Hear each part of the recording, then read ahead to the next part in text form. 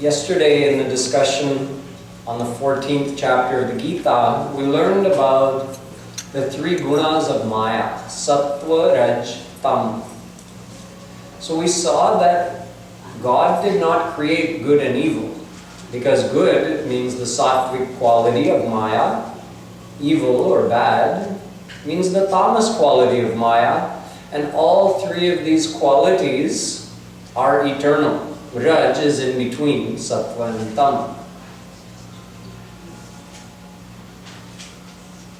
God never created Sattva or Raj or Tam. All three are eternal qualities of Maya. Maya is eternal. It never began and it will never end. So its qualities are eternal.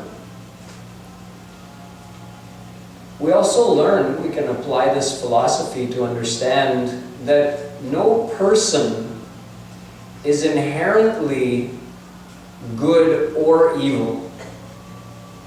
Sometimes we say, oh, he's a good soul. Or we say, that person is evil. In fact, it's just a matter of which of those qualities is predominating more in that person's mind. So we learned that if we develop the sattva gun, Raj and Tam are suppressed. So then the positive qualities are going to be expressed in our personality. If we develop Rajogun, then more selfish qualities, agitated, always worried and ambitious, those kind of qualities are going to be exhibited in our personality. And if we develop the Tamogun, then we develop the evil quality within ourselves. But all three qualities already exist within the human mind because the mind itself is Mayic, so it inherently has those qualities. But those qualities are not within the soul. So the soul is not sattvic or rajas or tamas. Soul is divine. So although it's beyond the three qualities of Maya, yet it's bound by the three qualities of Maya because soul has a mind, and that mind is Mayic. So it's bound by Sattva, Raj, Tam.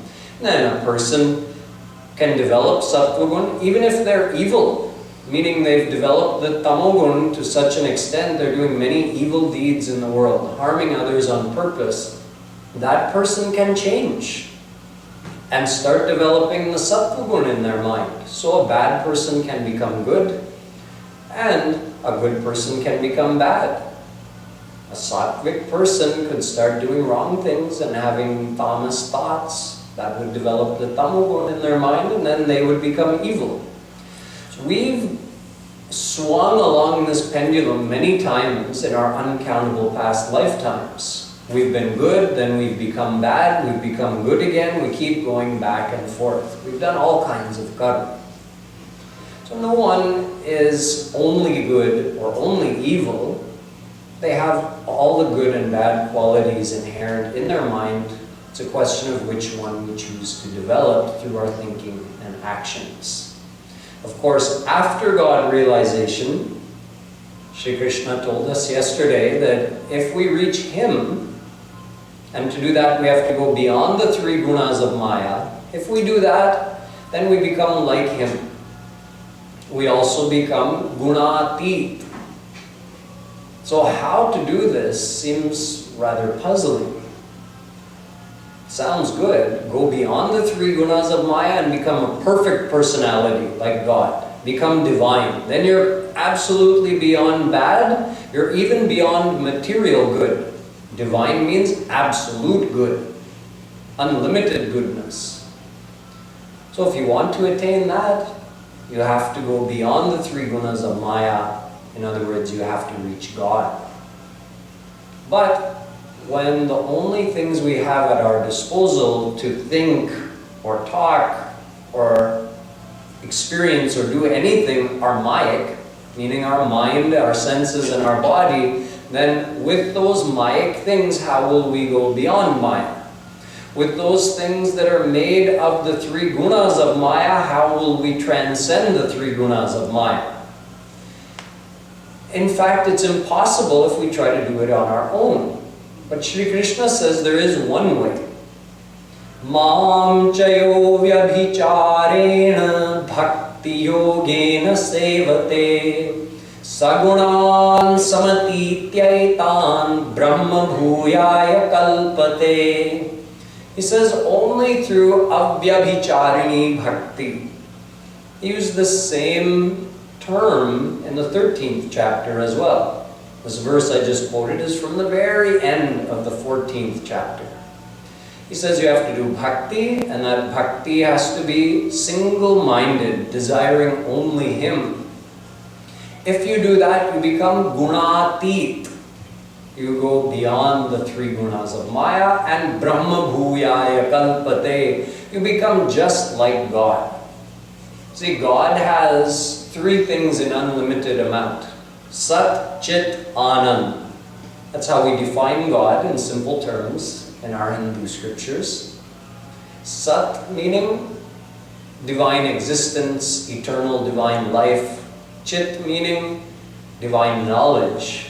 And Anand meaning bliss, divine happiness. He has all three in unlimited amount. So when a soul surrenders to Him through bhakti, that soul receives Sat in unlimited amount, Chit in unlimited amount, and Anand in unlimited amount. So we become just like Him. Bhogamatra samya lingacha, Brahma Sutra says, in terms of what we get to experience and enjoy, we're equal to God. He gave us whatever bliss and knowledge He has, He gave it all to us. So to do that, we have to reach Him, we have to become gunatit, and in order to do that, we have to do avyabhicharini bhakti. Bhakti is something that many people practice, but we don't practice that. Avyabhicharini means anandya, without the mind going here and there. Many people practice bhakti, but for one thing, when they're practicing bhakti, there's one thing many people forget, which is that, first of all, bhakti is done with the mind. We do formalities of bhakti regularly, whether it may be arti or chanting God's name, repeating mantras, doing part of any scripture, visiting holy places and mandirs. These are all forms of bhakti, but they're the physical or external forms of bhakti.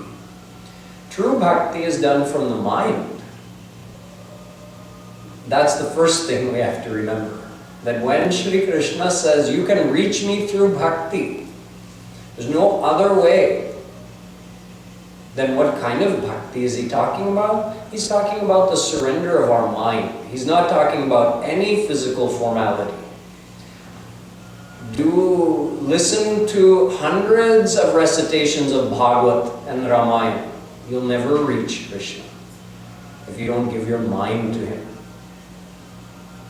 It's not our ears that need to get cleaned. It's our heart that needs to get cleaned. So those shlok of Bhagavad are entering our ear, but are they entering our heart? That's the question. Reciting, some people know the entire Gita by memory, and they recite it every day. But it's not our tongue or our voice that we need to purify. It's our heart, as the philosophy of the Gita going in our heart. What is Sri Krishna saying to Arjun? He's saying, surrender to me. So we're repeating those words. Mam ekam sharanam braja, mam ekam sharanam braja. Surrender to me, surrender to me. What is repeating those words going to do for us? We have to do what the words are saying. In other words, bhakti has to be done from the mind, from the heart.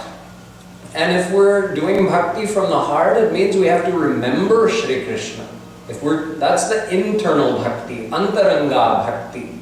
Bahiranga bhakti, bahiranga sadhana, those are helpers. They're to help us remember God, the puja, the pat, whatever it may be. It's to help us do antaranga sadhana, which is simply remembering God. If our mind is desiring the world, then that's where our mind is surrendered. And if our mind is desiring Krishna, then it means our mind is getting attached to Him. It's becoming surrendered to Him. But it's a process. So how to do that? First of all, know that bhakti must be done with the mind. That's the first thing. Second of all, know that if we're doing bhakti with any worldly desire in our mind, that also is not called ananya bhakti or avyabhicharini bhakti. It means our mind is still going here and there. It means we haven't even understood the goal yet. That is my goal to attain divine happiness that only Krishna can give me, or is my goal to attain more worldly happiness? The worldly happiness we're familiar with. It's always limited and temporary. Divine happiness is always unlimited and everlasting. So which do we want? We should ask Him for that thing we want. So if we're worshipping Him with this as the reason that Krishna, I'm worshipping you because I want you to bless me with this material thing, help me in this way, then it means we're not truly doing His bhakti. We're still doing bhakti of the world because we're desiring the world. This is what He means. This is one of the things He means by ananyata or avyabhicharini bhakti, that our mind should be focused on Him only. Such bhakti purifies the heart. However much we desire Him, that much our heart gets purified. Desire is not a bad thing. It's a matter of where the desire is directed. If we're desiring the world, then what's happening? Then our mind is becoming more impure through those worldly desires. If we're desiring Krishna, such a desire, in fact, purifies the heart. That's the very form of bhakti. Desire is bhakti as long as you're desiring God. So in the 15th chapter, Krishna gives us more understanding of why we should desire Him over the world. There's really only two questions a soul needs to answer. That is, what do I want and how do I get it? If you understand that and implement it in your life, there's really nothing more to know. So in order to answer these questions, in the beginning of the 15th chapter, Shree Krishna starts with a metaphor. Urdhvamulamada shakha mashwatham prahuravyayam. He says this whole world is a tree. He calls it a pippal tree. But it's upside down. The roots are urdhvamula. The roots are pointing up, and the shakha, the branches, they're going down and then spreading everywhere. So an upside down tree. He says this tree is anadi, anant. It never began and it will never end. However, its existence is unstable. So what is he saying through all of this? The root means where does it come from? So it comes from God. So God is said to be up. Not literally. If you're looking for God's divine abode, you can keep going up and up and up for many, many light years if you want to. You still won't reach God's abode. So it's not physically up, but we say it's a higher plane because He is beyond Maya. So we say He's above Maya. Normally the higher thing is supreme and the lower thing is subservient. So Maya is Krishna's power, so we say Maya is under Krishna. Krishna is above Maya. And Krishna is supporting Maya. Maya can't create this world on its own. It's an energy, but it doesn't have a mind to know what to do. It's interesting that such a basic question is normally not considered by scientists who are wondering about the origin of the universe. They know that energy, if it exists today, must have always existed. So they understand that the energy that makes up this world has to be eternally existing. They also hypothesize that it wasn't always in this evolved form or unfolded form, that at one point it was in a subtle form, and then it expanded or evolved into this manifested form. But have they ever thought why? If it was in that form, that subtle form, does the Mayic energy, has anyone seen any evidence that the energy of this world has any kind of capability to just decide, okay, I'm in a dormant phase right now, let me expand into the form of this universe? No, the energy of this world is lifeless and mindless. Living beings have a mind because there's a soul there, so they're alive. But just the energy of the world? No, it has no such mind. So it means someone had to initiate that process. That someone is God. He turns it on, you can say. Just like a TV, it's a good example. There's a Mayic thing made of Mayic energy. Can it turn itself on? No, it can't even do that. You have to, an intelligent being has to turn the TV on. So the supreme intelligence, the supreme divinity, he has to turn Maya on. He activates the Mayic energy, and then it manifests in a gross form, this gross physical form that we see, whereas before it was in a dormant, subtle form. Absolutely subtle. So he is the root. Maya can't do anything without him. He activates it, and he keeps it activated for as long as the universe exists, and then when he decides, the whole thing returns back into that seed or subtle form. Thus, the roots of this world, the cause of this world is God himself. He's also omnipresent in this world.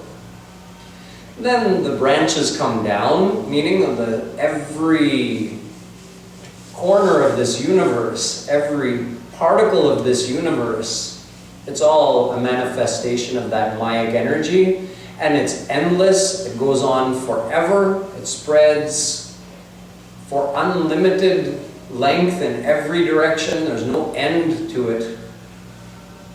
And there are uncountable souls and living beings living in this universe. So this is the Pipal tree of the universe, which has its roots up in God. And the universe itself is under God. It's supported by God, it's permeated by God, and its very existence depends upon God. But he says this universe, the nature of the Mayic energy, although the energy itself has existed forever, it is anadi, it never began, and it is anant, it will never be destroyed. Yet, its sthiti, it's the situation in which it exists is always unstable. It's always cyclical. God manifests the universe by activating Maya. Eventually the universe dissolves, call it pralay. Then God activates it again.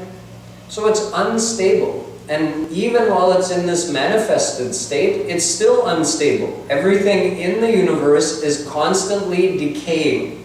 This harmonium is decaying as we speak. My body is decaying as we speak. Everything in the universe is unstable. The happiness we get from these things then will also be unstable. It makes sense. The very things that we're hoping to find happiness from, things that we can look at. We look at someone beautiful. Okay, so you're getting happiness by observing someone's beauty. How long will that beauty last? Might last a couple of decades, but eventually their beauty will fade. So then that happiness fades. But even your happiness of looking at that person doesn't even last a couple of decades. If I make you sit facing that person who you consider to be supremely beautiful, and you have to keep looking at them non-stop for minutes, hours, no, you won't even make it hours. You won't even make it 1 hour. You'll be tired of that, the most beautiful person in the world that you love the most, you'll be tired of looking at their face before the first hour is up. So this is just the nature of everything worldly. Even the happiness we get is unstable. We can't keep looking at the same thing and enjoying it. We get bored. It's the same in every part of this world, every field that we try to enjoy. So Sri Krishna is indicating that when the universe itself is unstable, no physical form can last forever. Nothing that you consider to be your own can remain your own forever. When your own body is not going to remain yours forever, then what else could possibly remain your own? Your body is not going with you. Everything else goes with you. Sri Krishna explains that later in the chapter, that your mind and senses and karma and everything goes with you, but your body stays behind. So when your body's staying behind, everything else stays. Your possessions, your bank account, your relations, the people that you're attached to, all of them stay and you go when you pass away. So everything has this nature of impermanence and instability in this world. This is just the inherent nature of the Mayic energy. Thus, Sri Krishna is indicating you have to look beyond Maya if you want stable happiness, real happiness. If something is real, if it's a fact, then it should not be conditional to our thinking even. I'll give you an example. Let's say, take a rose flower. Sign of love, red rose. So let's say on Valentine's Day, you go to your office and there's a dozen red roses waiting for you on your desk. You think, oh, I have some secret admirer. Somebody loves me. Those roses are making you so happy.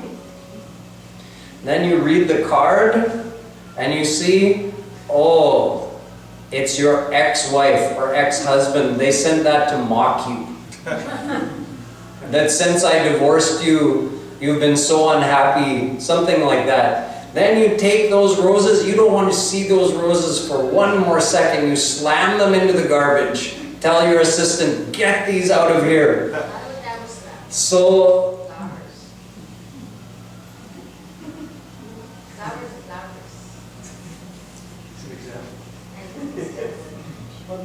we're recording this, so we need to, yeah.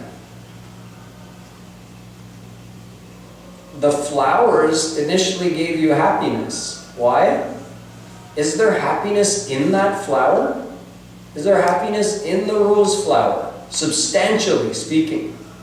If there was, then even when you saw the card, they should have kept giving you happiness. But they started giving you unhappiness. So it means there must be unhappiness in the rose flower. No.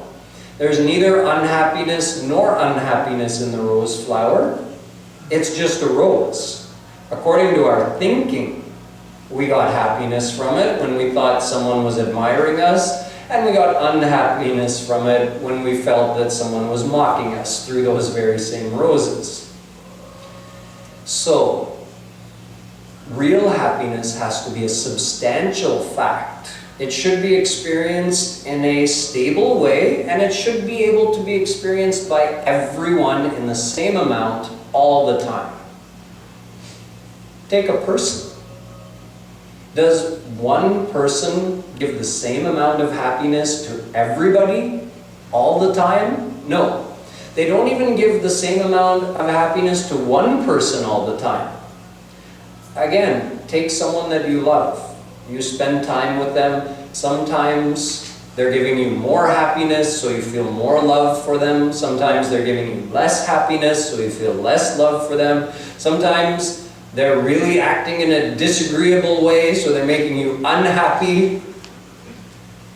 So that person is not even providing a stable amount of happiness to you. Then when you add other people, you could say, maybe you're married to that person.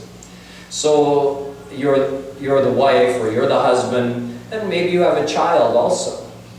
So that mother or father is going to give a different amount of happiness to their child than to their spouse. Then they also have a friend. The friend also gets some happiness from them, but it's going to be a different amount. Maybe they have a neighbor who's just a casual acquaintance. They may get a little bit of happiness or maybe nothing at all. They may have some enemies as well. People, colleagues, competitors that don't like them. So when that person sees them, they feel unhappy. Again, look at the situation. One person, everybody's experiencing a different amount of happiness from them. Some people are even getting unhappiness from the very same person.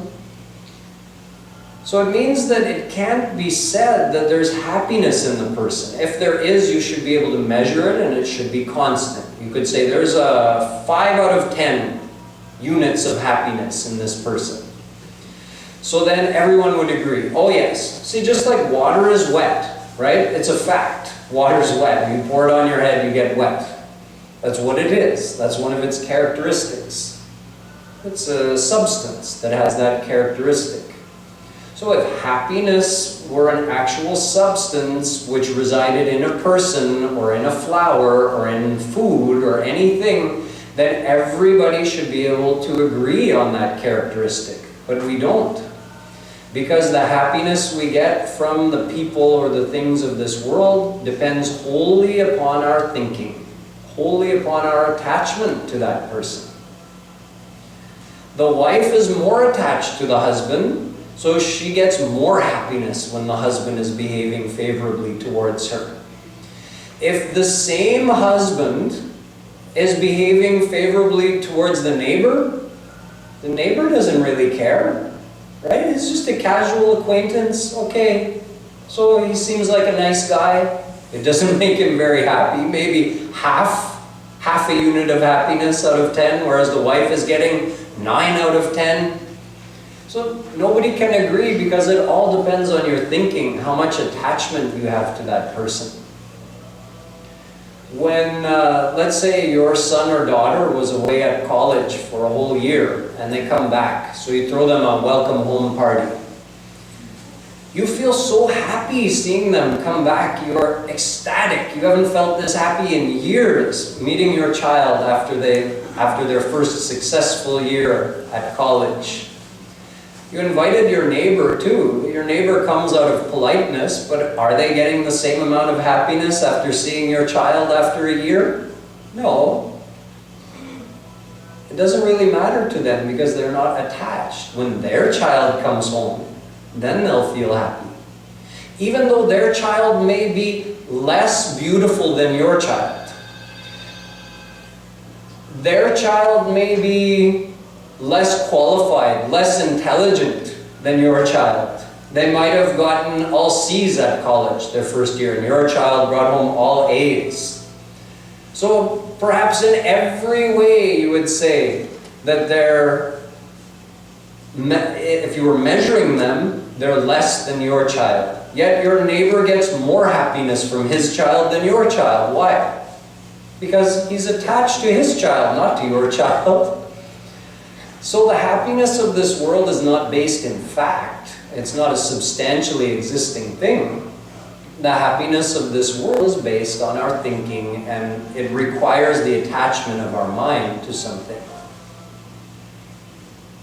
So Shree Krishna is indicating this when he's discussing the unstable and temporary nature of this world. So he's saying you need to look beyond the world for happiness. You need to look to God.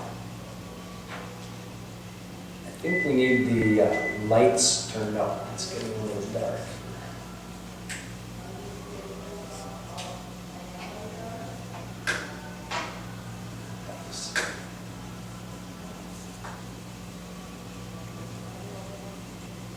So, in addition to this, in this chapter, Shree Krishna tells what is beyond Maya. You might be wondering, okay, so let's say I go beyond Maya.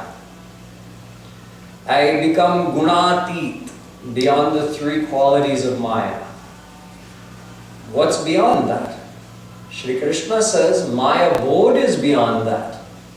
Na tad bhasayate suryo na shashanko na pavakah yad gatva na nivartante tad dham paramam mama. My param dham, my supreme divine abode, is beyond this material world. When this world is dissolved, what's left? God's divine abode. You see, just like God has a form, so the expansion of His own personality, the expansion of His own form is His abode.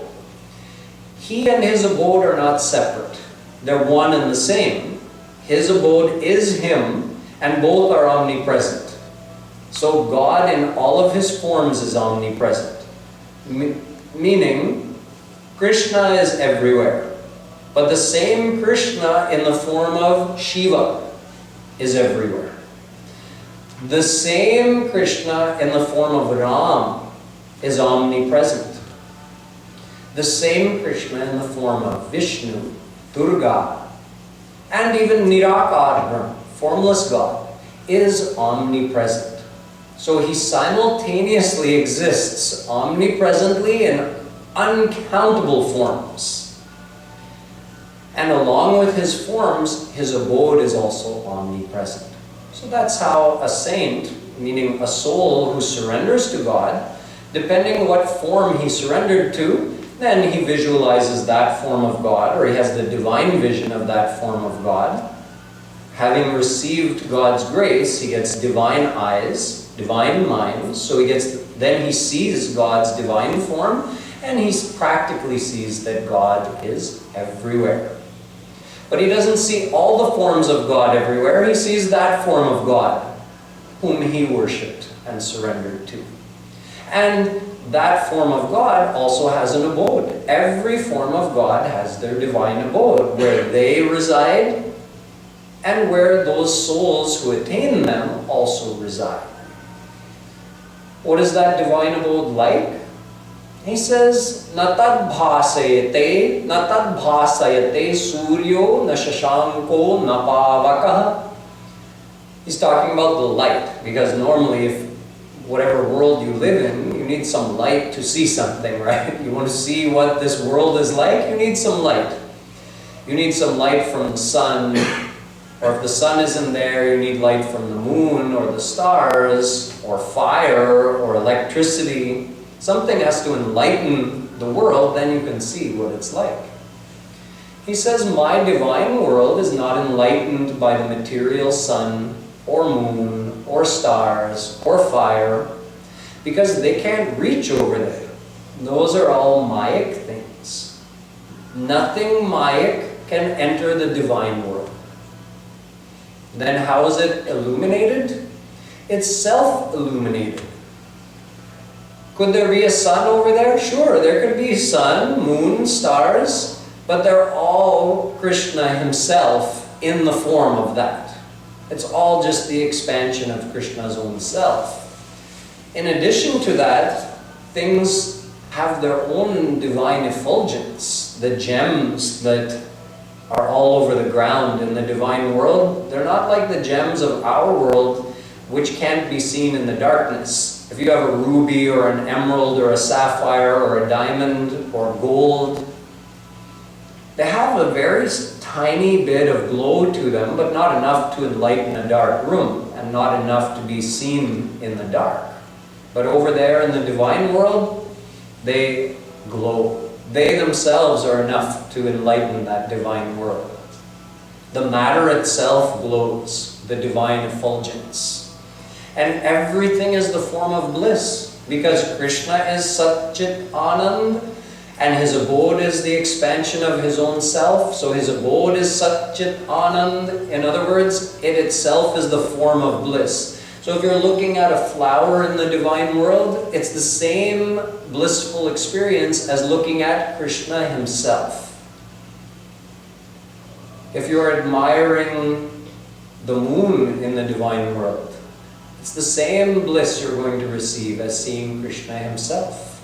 because he and his abode are one and the same. And he says, Yad gatva nanivartante.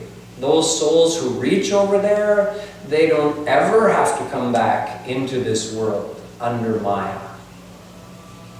But we're so attached in this world, when we hear that, we get worried. But could I come back if I wanted to? Sure, no problem. Once you become God realized, you can stay here forever if you want. You can forever be born, keep getting born again and again on this earth. Except you won't be under Maya. You can keep living on this earth, but you won't be bound by the three gunas of Maya. You'll have a divine mind, and you'll be absorbed in the divine bliss. You can keep wandering the earth if you would like to, or you can just stay in the divine world. When this whole universe is dissolved, then you'll have to go to the divine world. When it's again created, then you can come back again. But saints always remain established in their divine state, whether they're in the divine world or whether they're in this material world. Just like God, when he visits here, he's still established in his absolute divine state. He doesn't become material just because he visits this world. Then Shree Krishna tells us about our relationship with him. This is all to explain to us why we should desire him. Mamaivansho jiva loke jiva bhuta sanatana shashtha manah shasthani indriyani prakritisthani karshati. He says every soul is my ansh. And every soul has a mind and senses that stay with it. And even when it leaves its body, when the soul leaves the current body it's in, just like the wind picks up the fragrance of the flowers when it blows and carries the scent with it, in the same way the soul takes its material mind and senses with it and then reincarnates. So the same mind and senses stay with you in every birth. That's how your personality is maintained from birth to birth. All your karma is even stored in your mind. Your sanskars are stored there. So that's why people are born with a certain nature, a certain inborn characteristics, because they developed them in their previous lifetimes. So wherever they were when they left their last body, whatever was their mental state, in the same way they begin in the next life. So we've had the same mind since eternity. So the bondage is eternal. Our Mayic bondage is eternal. Our mind is part of that bondage. But using that material mind, if we surrender that mind to Krishna, he graces us and we receive a divine mind. Or his grace fully impregnates our mind and divinizes it. So even then, you still get to keep your personality. That's something else people worry about. That when I become God realized, it must mean my Mayic mind and senses and body would have to be eliminated, right? You can't enter the divine world with anything Mayic. So it means leave your Mayic body, leave your Mayic senses, leave your Mayic mind. Then it means my personality is finished. And how will I experience anything in the divine world? Well, you get a divine mind, divine senses, and divine body. Made of the same substance God, his mind, his body is made of. He gives you that. He graces you with that. So we have to love him and surrender our mind to him. By doing that, our mind gets purified. And when it's fully purified, then we're able to receive his divine grace, fully, that ultimate grace. And that divinizes our entire personality. So from that moment, even while you stay in this world, you visualize God. You can see him and experience him from that instant forth. And then when you leave your material body, You go to the divine world and you get a divine body.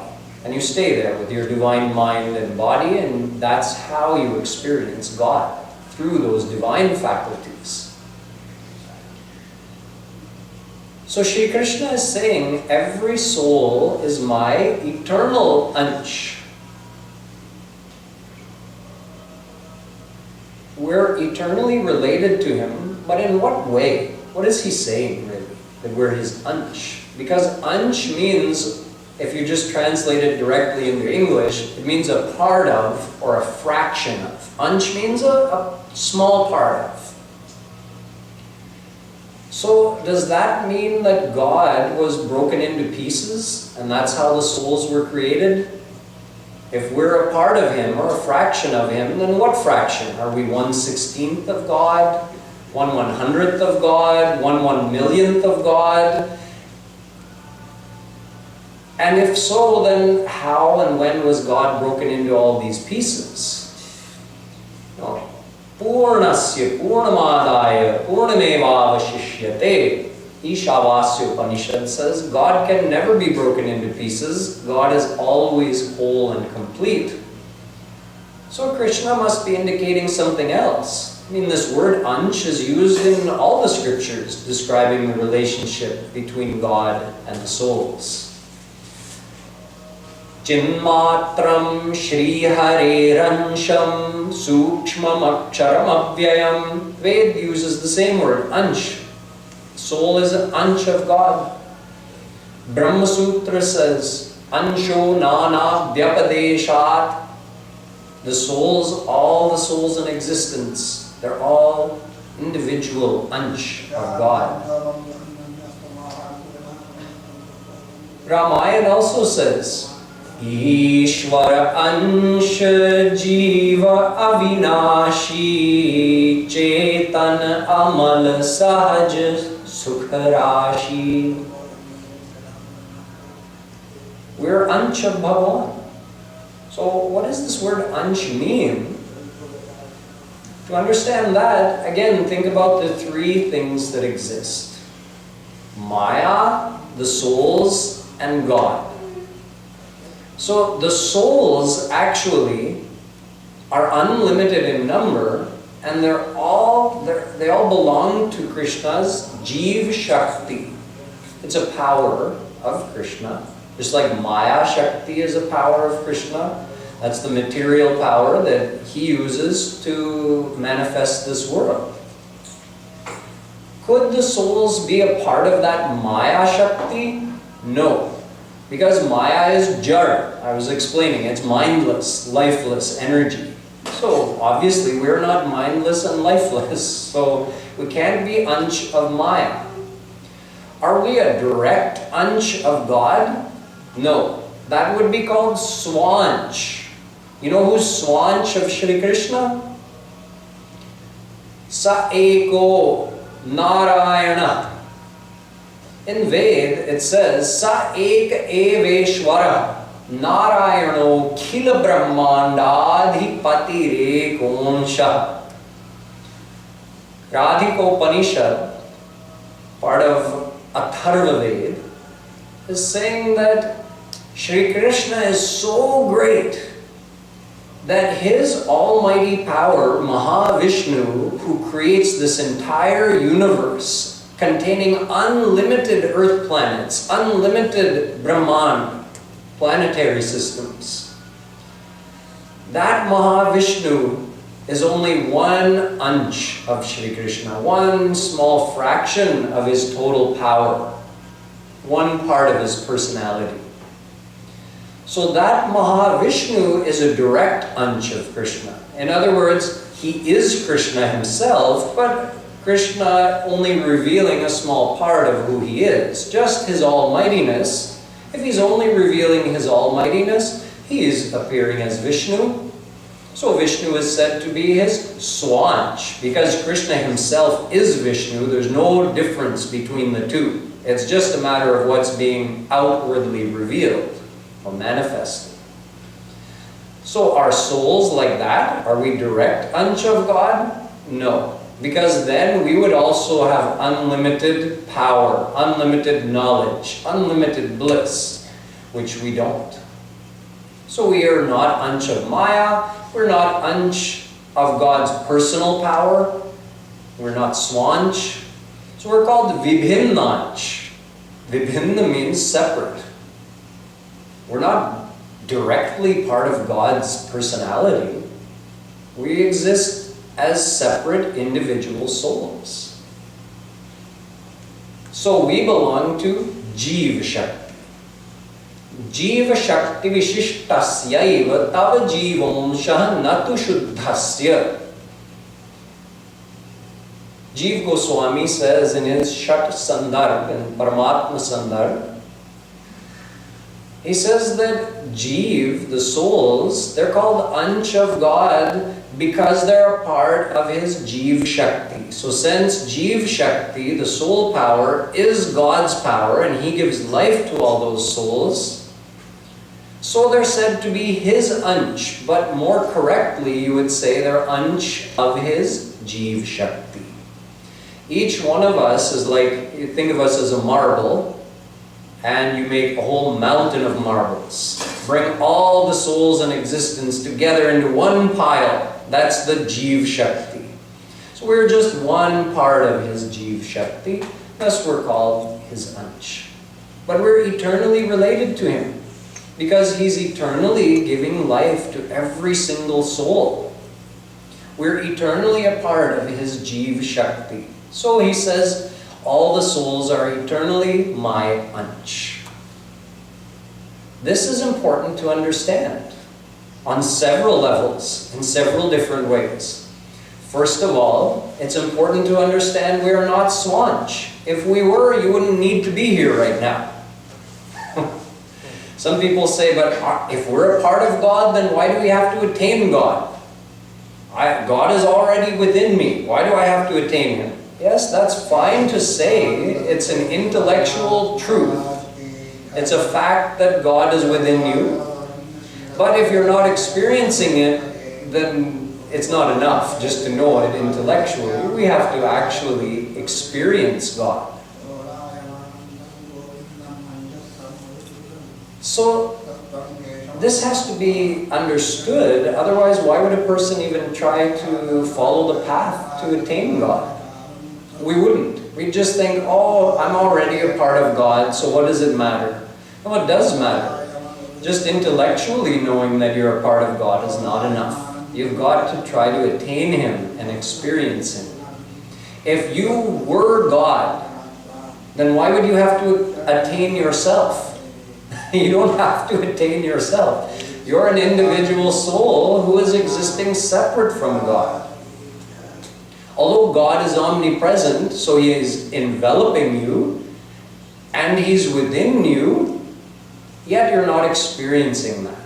Because you're a soul, and he is Supreme God. So that we have to understand. That's one of the reasons, that's a reason we have to attain God. And also understanding our relationship to him explains our desire for him. Because we are his Ansh, we naturally desire for him. See, in this world, we have a few examples of that kind of thing. Let's say you grabbed in your hand a clump of dirt from the earth. You could say that's like an Ansh, and the earth is the Anshi. Anshi means, so this is the part, and this is the whole to which it belongs. Anshi is what the Ansh is from. So let's say you're holding this Ansh of the earth in your hand. It's separate. But why is it separate? Only because you're holding it separate. So release your grip, it automatically falls to the earth. It's pulled to the earth. So there's a natural attraction between Ansh and Anshi, or you can say there's a natural love. The Ansh has a natural love for his Anshi. So since we are Ansh of God, our soul automatically desires God. You know how every substance has inborn characteristics? So our soul has this inborn characteristic, that it desires God. We automatically love God and want God. And since God is perfect happiness, you can say we automatically desire happiness. And that's the origin of all of our desires. Why do we desire happiness? Because we desire God, and He is happiness. So our soul wants God, or you can say our soul wants happiness. And that nature of the soul is transmitted into our material mind. But then our material mind doesn't understand how to interpret it. Our mind on its own doesn't know anything about the soul, doesn't know anything about God. Our mind is material. So we need the Gita and other such scriptures to educate us. Oh mind, material mind, you yourself can't know anything about God or about the soul, and you've never experienced it, but you can. So you have to do bhakti to Shree Krishna, then you can experience Him. The mind can understand this much, that it wants happiness. That much it knows. But where is that happiness? What is the nature of that happiness? It doesn't know. It doesn't know where to look. So see, the Gita tells us, what do you want? You want God, who is unlimited, perfect happiness. So this all has to be understood. It's our nature. We automatically desire God. Even an atheist desires God. You might say, no, I don't. Well, do you desire happiness? He'll say, yes. Well, according to my definition, happiness is the same as God. So saying you desire happiness, but you don't desire God, is like saying, I don't believe in my father, but I believe in my mother's husband. I don't believe in God, but I desire happiness. No, God and happiness are two words for the very same thing. This is the knowledge of the Gita. It has to be heard, understood, but we don't stop there. You all heard it and you all understood it. The next step is doing manan or chintan of that knowledge. Because our mind is so conditioned to enjoying this world, and it's so attached in the world, so it's just, it will go back to its old habits. It will go back to trying to find happiness in the world. Even though it's failed to do so uncountable times, and when Gita tells us that, we say, oh yes, yeah, that much I know. From my own experience, that's correct. So then where is happiness? It's in God. Oh, okay, I don't know that from my own experience, but I can take your word for it. Since I know through my experience there's no happiness in this world, where do I have left to look? You see, there are three things that exist. Maya, God, and the souls. So the soul is seeking happiness. It has two areas to search in: the world or God. You have two people standing before you. You know one of them is named Dinesh. You're trying to find Dinesh. And there's two people in front of you. So you ask the first one, is your name Dinesh? No, my name is Ramesh. Then you don't even have to ask the second one. You know, if he's Ramesh, he must be Dinesh. You know that happiness is not in this world, then it has to be in God. It's a logical conclusion. So we can accept that. You can say it's intelligent faith. It's not a blind faith, it's intelligent faith, based on logic. Have we seen God for ourselves? No. But we can have an intelligent faith based on the teachings of Gita and what saints have told us that God exists, and many have experienced Him as unlimited bliss. We can also follow the path of bhakti and experience that same bliss. Or we can choose not to and keep trying to do manthan of chune ka pani, trying to get ghee out of it. That's fine.